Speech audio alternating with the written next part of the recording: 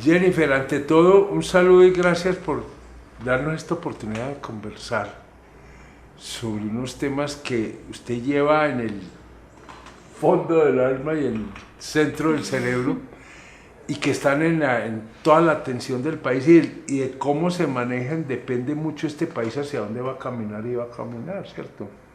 Y yo creo que ustedes hicieron un trabajo muy importante, muy significativo, y es poder organizar bases estudiantiles, cosa que es muy complicado ahí. Primera, felicitación. Y segundo, poder ser efectivos, ¿sí? Sin acudir a cuestiones extremas, sino con mucha presencia, con mucha energía, con mucha contundencia y con mucha perseverancia. Yo creo que eso fue una gran enseñanza que ustedes le dieron a este país en estos momentos tan confusos que hay. Creo que fue una gran enseñanza para el gobierno. Creo que el gobierno con ustedes entendió un poco de cosas que de pronto no había tenido la oportunidad de entender. Y creo que queda abierto un campo muy grande, no solamente para continuar y culminar lo que lograron, sino porque esto tiene que ser la oportunidad para hacer un replanteamiento grande para dónde vamos en la educación de este país, y no solamente en la educación superior, sino en todo el concepto de educación y lo que hoy significa. Yo creo que habría ahí mucho para hablar. O sea que, Jennifer, ¿cómo fue esa experiencia? Bueno, primero, gracias a ti por invitarme y a todo el equipo de producción. Este definitivamente fue un trabajo que no respondió exclusivamente a una iniciativa individual, sino a un trabajo muy colectivo. El movimiento estudiantil hoy tiene, digamos que, 3 sectores a nivel nacional. Obvio muchos otros sectores, pero los más grandes, como los más relevantes, son 3 sectores. Uno es la Asociación Colombiana de Representantes Estudiantiles, de la cual yo hago parte. Otra es la UNES y otra es FENARES. Y todo esto que tú acabas de mencionar definitivamente es producto de un trabajo unificado no solamente entre estos 3 sectores, sino también con los profesores universitarios, que me parece que también es una característica especial de lo que fue el movimiento del semestre pasado, porque en la mesa ya no estábamos solamente los estudiantes y el gobierno, sino también los profes universitarios. Esto tiene su origen en la MANES, son como hay algunas... hijos de la MANES y de... Más o menos. Digamos que de la MANE venimos 2, ACRESI y la UNES, sobre todo porque obviamente hay debates sobre cómo se deben organizar los estudiantes, pero yo creo que esos son debates muy saludables, siempre y cuando podamos, digamos que estructurar una agenda de trabajo conjunta, y eso fue lo que encontramos el semestre pasado.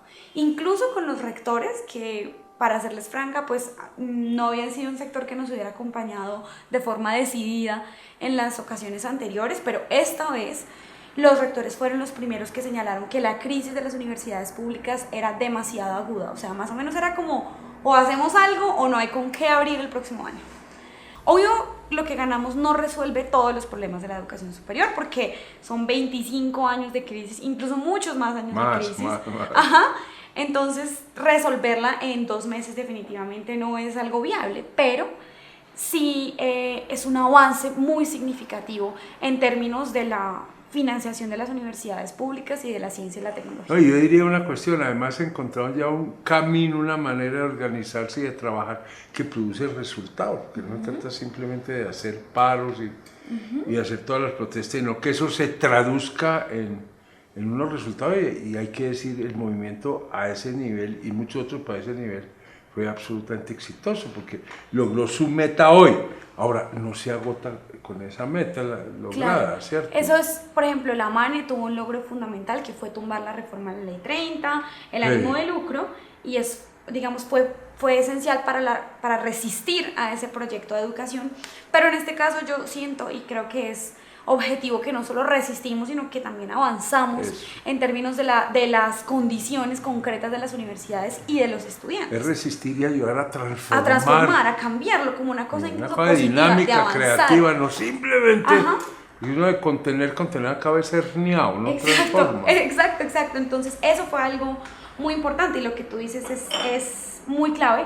Algo que ganamos esta vez, y que hay que decir que el sector de la educación superior nunca había tenido, es una mesa de diálogo con el gobierno en donde se discute la política pública de educación superior. Está funcionando hoy. Esa mesa se ha reunido una vez al mes durante este semestre. Y viene cumpliendo. Y la verdad ha sido súper clave, porque allí hemos, por ejemplo, gran parte del cumplimiento del acuerdo debía incluirse en el Plan Nacional de Desarrollo, o sea, debía habilitarse legalmente. Muchos de esos puntos en la versión inicial del Plan Nacional de Desarrollo no estaban incluidos.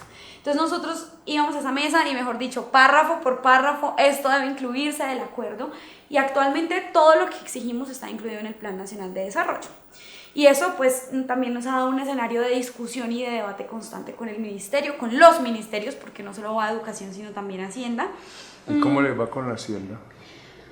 Bueno, personalmente, y aquí ya como el chisme, no, pues estamos Hacienda, conversando. Por eso. Vaya tomando el tinto que le va a enfriar. El delegado de Hacienda es como mi archirrival en la mesa, la verdad. Es como no, siempre existe ese debate. Y es como el niño diferente en el grupo. Pues, primero por mi formación, porque yo pues soy economista y digamos, hay muchas falacias que se han montado alrededor de que Colombia es un país que no tiene cómo financiar la educación superior, mejor dicho, somos un país pobre, que no tiene de dónde, a uno le dan ganas de sacar 1.000 pesos y darlo, literal, sí, voy a hacer una vaca para el delegado del Ministerio de Hacienda, pero cuando uno va y mira en la práctica, en la vida real, se da cuenta de que eso es una mentira, es mentira que no haya con qué financiar la educación superior, y fue parte de lo que refutamos el semestre pasado. Eso quiere decir que no es prioritaria la educación superior en las agendas, no de este gobierno, sino de sucesivos anteriores gobiernos. Hay un dato que es muy crítico, que es cómo ha crecido la financiación pública, o sea, la financiación de la plata del gobierno y del Ministerio de Educación, al ICETEX como un mecanismo de financiación del crédito educativo, mientras que la plata de las públicas sigue congelada. O sea, el ICETEX recibía antes 200.000 millones de pesos y hoy está recibiendo 1.2 billones de pesos por programas como Serpi lo paga. ¿Eso qué es lo que quiere decir? Que están buscando que cada uno pague su educación.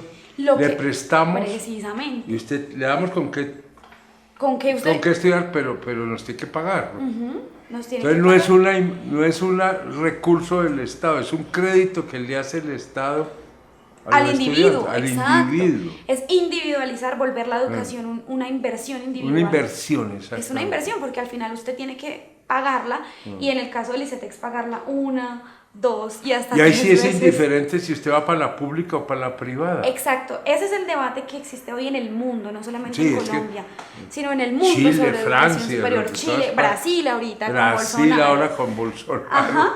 El debate es si se va a financiar la demanda, que es darle un crédito educativo a cada persona, porque los que demandan la educación son los estudiantes, entonces usted le da la plata al estudiante, o financiar a la oferta, que es financiar a las universidades públicas. Fíjate que eso es públicas. Una vieja política del Banco Mundial, no solo para educación, para temas de reforma agraria, listo, entonces le damos un crédito para que usted pueda comprar la tierra, mercado de tierra, etcétera, etcétera, y así sucesivamente. Es bajar al Estado de la responsabilidad, más bien decirle al individuo, le damos unos medios que usted resuelve su problema. Y usted resuelve en el mercado. Usted verá eso, el mercado, y usted escoge la universidad, y aquí tiene esta plata, eso sí les recordamos, nos la debe. Sí. Esto no es un regalo, esto es un préstamo. Literal. Y lo peor es que eso, incluso desde que empezó a regir el TLC, cuando se reglamentan el comercio transfronterizo de servicios, se incluye el tema de la educación, obvio porque la educación es un servicio. Y lo que hemos visto es que entre más financiación en la demanda haya, digamos que aumenta la cantidad de universidades privadas, pero no las universidades privadas como los Andes o el Rosario o la Javeriana, que por supuesto son de muy buena calidad, el externado, la cuña, el externado. No, en general Colombia tiene unas universidades privadas muy buenas, pero también hay que señalar que hay otras universidades que incluso han sido intervenidas, que tienen problemas de ánimo de lucro, a pesar de que hoy sea ilegal el ánimo de lucro.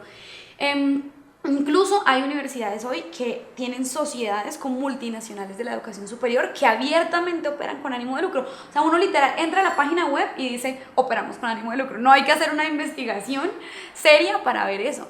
Entonces nuestra preocupación, y bueno, esa sí es una pelea que viene desde la mano, y nosotros no estamos de acuerdo con que exista lucro en la educación superior, porque es un pedacito de la inversión que debería ir a la calidad de la universidad, al bienestar, a la investigación, que se está quedando es en los bolsillos de los dueños de la universidad. Hoy, por ejemplo, incluso los exrectores de los Andes han estado en contra de que se legalice el ánimo de lucro, plantean que eso acabaría con la calidad de las universidades privadas, porque ya no sé, o sea, en los Andes, listo, pagan matrículas de 16 millones, es cierto, pero esa plata se invierte en los fines misionales de la universidad. No es como que puedan ir con esa plata a comprarse un lote o unas casas en Nueva York, unos en que Miami. volvieron ganaderos para una época. Exactamente. Eso es lo que hoy es ilegal y bueno, eso también es una Es que característica riñe con el concepto mismo de la educación y de que es un servicio público.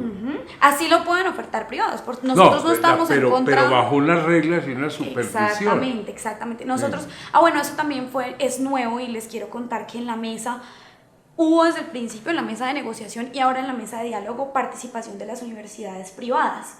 Participó la presidenta del Consejo Estudiantil Uniandino, ahorita está la representante del Consejo Superior, al Consejo Directivo de la Javeriana, por ejemplo. Las universidades privadas hacen parte ahora de la discusión porque en la medida en que la crisis, o sea, algo que se presenta separado como la crisis de las públicas y los problemas de las universidades privadas realmente están muy vinculados y hemos empezado a tratar el tema del ICETEX como un tema adicional. O sea, ahora ya no es solamente que las públicas están muy mal, sino que la gente está endeudada y no tiene cómo pagar sus créditos. Entonces, una de las cosas, tú preguntabas ahorita, como hacia dónde van ahora. Tenemos dos super tareas que, para serles muy franca, a ver, primera. Yo creo que van a ser yo creo que son las más grandes a las que yo me he enfrentado en mi vida, obvio después del paro. Una es cómo reformar el artículo 86 y 87 de la ley 30. Por ejemplo, el 86 es el que dice que la plática de las universidades públicas va a crecer mínimo con la inflación.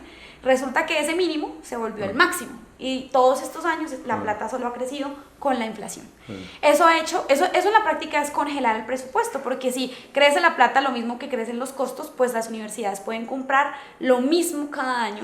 Y pero más teniendo además, están congelados los recursos, digamos, en términos reales, ¿cierto? En términos reales están congelados. Sí. Pero la oferta, la demanda se ha aumentado, entonces el déficit es...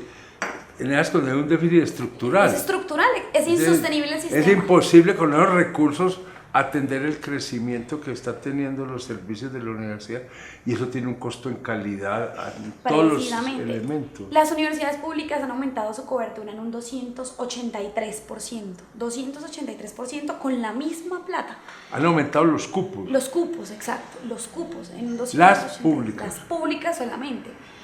Con la misma plata del gobierno, por eso es que hoy tienen déficit, por eso es que a la Nacho se le caen los techos, no solo a la Nacho, a muchas universidades públicas, por eso es que incluso algunas tienen matrículas de 1.200.000. Una cosa que estás diciendo, Jenner, que me parece interesante, es que hoy en día no es tanto el debate si las entidades que prestan el servicio de educación deben ser públicas o privadas, ¿cierto? Es decir, esto está definido como un servicio público fundamental. Lo pueden prestar los unos o los otros, ahí no está la discusión. No está el debate. Es las condiciones bajo las cuales se están prestando. Exactamente.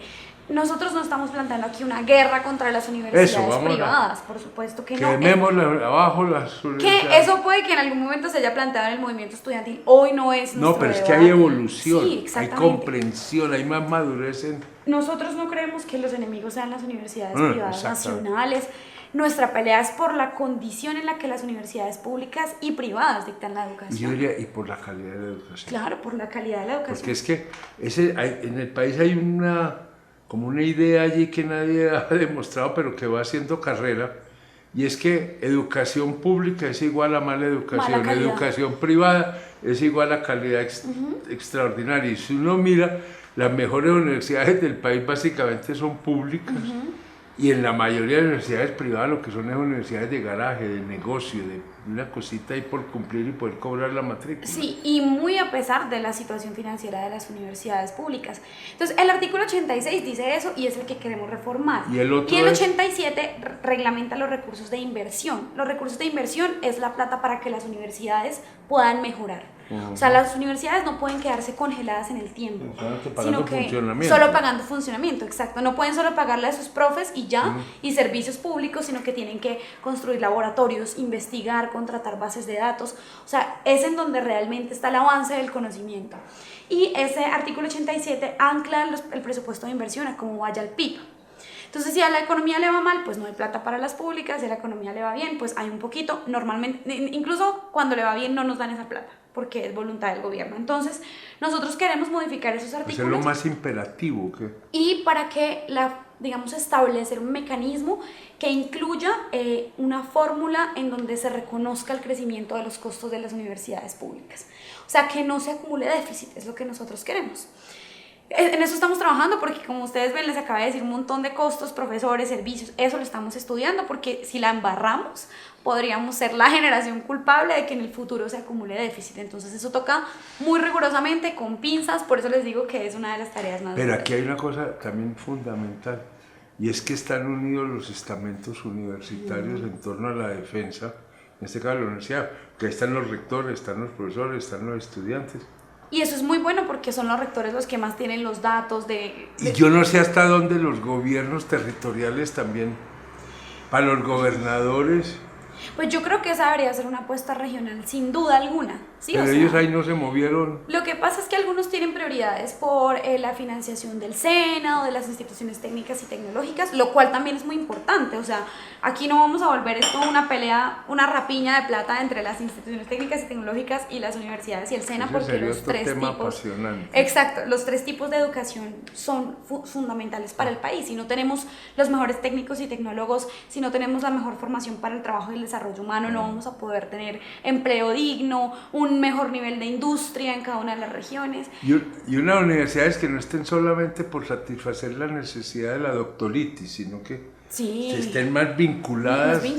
Y todo esto se puede ir articulando como en un gran sistema, porque es que hay muchos elementos donde entidades como el SENA pueden hacer colaboraciones grandes con el sector universidad. productivo, por ejemplo. Exactamente. Y nosotros sí, bueno, y esta sí es una posición mía muy particular, es que yo defiendo que la universidad tenga un vínculo con el sector privado, no de dependencia, sino un vínculo de resolver los problemas de la sociedad, de ayudar a resolver los problemas de la industria colombiana, que son tan críticos cada vez.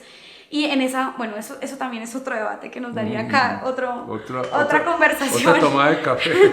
Pero yo te estaba diciendo como los dos grandes retos que se desprenden del acuerdo. Uno es la reforma del 86-87, que ya expliqué, como la financiación de las universidades públicas.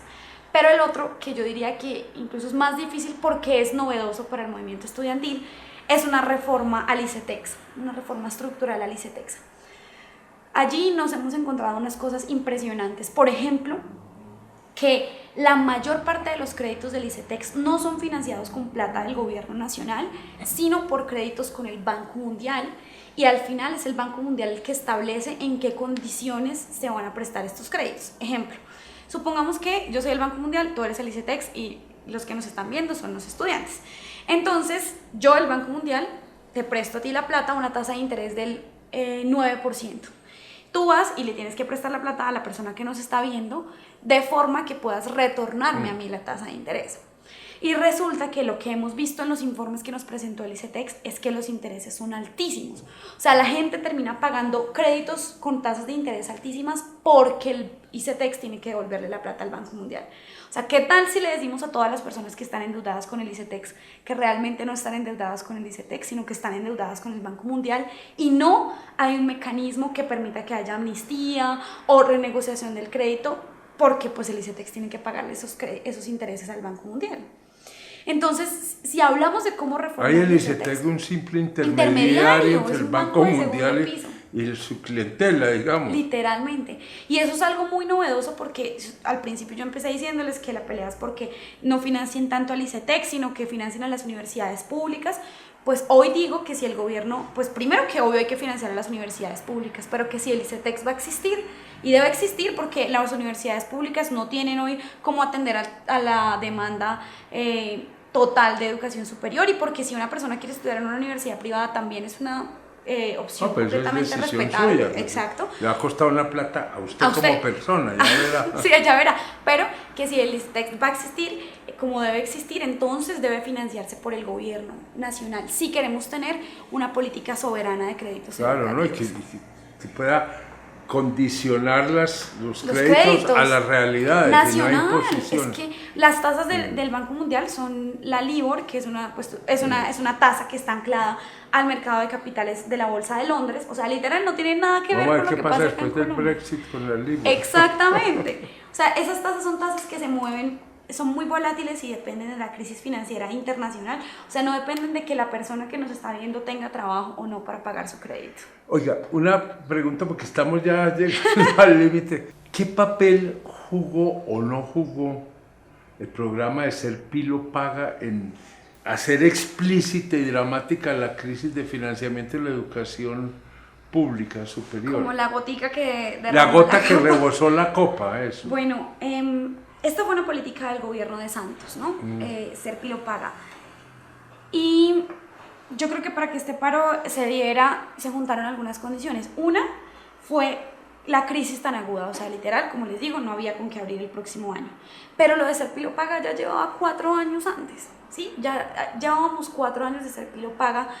Yo creo que sí fue una forma de explicar mucho más fácilmente a la gente cuál era el problema. La impresión que uno tenía desde afuera es que finalmente estaban concentrando recursos en las universidades privadas. No en todas, en unas Sí, cuantas en unas universidades privadas.